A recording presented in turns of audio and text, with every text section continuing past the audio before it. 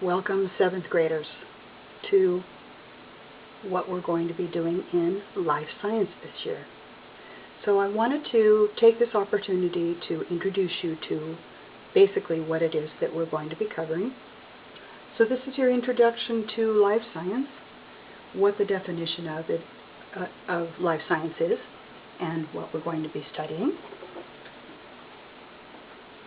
I thought I'd start off with a definition of science itself. According to the Collins English Dictionary, the definition of science is the systematic, which means we take organized steps in our studies of the nature and behavior of the material and physical universe based on observation, us looking at what's going on, experiment, deciding we want to test some questions that we have, and measurement, because we do need to measure things and record things and analyze our data, and the formulation of laws to describe these facts in general terms.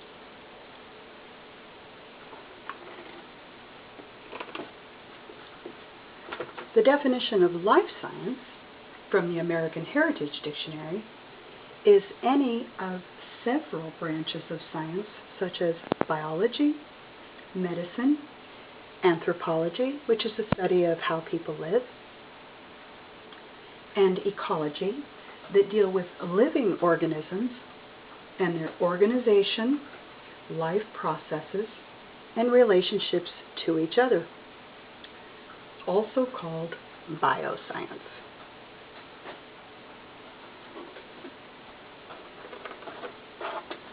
Biology, the science of life and of living organisms, including their structure, how they're put together, their function, the job that they do, their growth, their origin, how they got here, their evolution, which means their development and adapting to the environment that they're in, and distribution.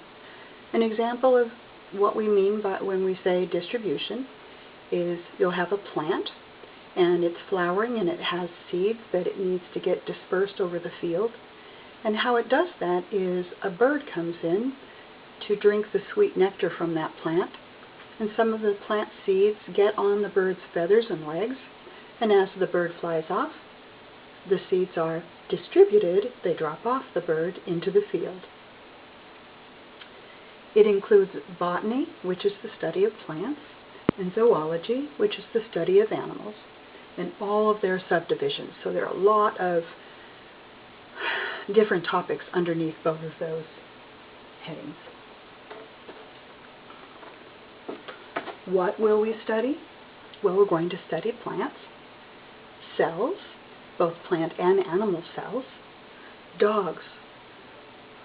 Dogs are fascinating in how they have adapted to be with humans, how domestication of dogs has been an incredibly rapid, quick thing in evolutionary terms. And so we'll talk about that. Almost all of us have either had a dog, or we know someone who has a dog, we've been exposed to dogs. So it's a good, dogs are a great subject for studying evolution, adaptation, so we'll be studying that.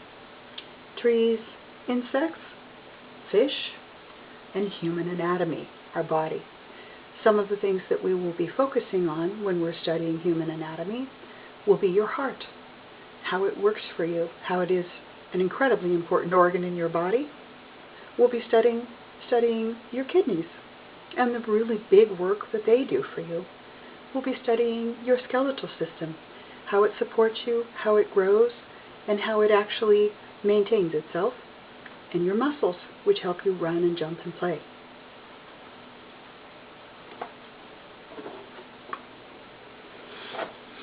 Your homework, yes, there's homework right off the bat, but it's not hard. It's really for your benefit. Choose 5 topics, 1, 2, 3, 4, 5, under biological sciences that you would be interested in studying, and write them down and bring them in the first week of school. The reason that I want you to do that is because I want to know what you're passionate about. I want to know what interests you. The reason I do this survey is that I grab a hold of all of those things that interest you, and we make sure that we've covered them and that we have them in our curriculum. Yes, we're going to cover everything that the state requires that we cover, but we're going to make it very fun and very interesting for you, I promise. Yes, we will be doing lots of labs, lots of projects. So be prepared to have a good time with this class this year, and bring in your interests, because that will make it even better for you. I look forward to seeing you in class.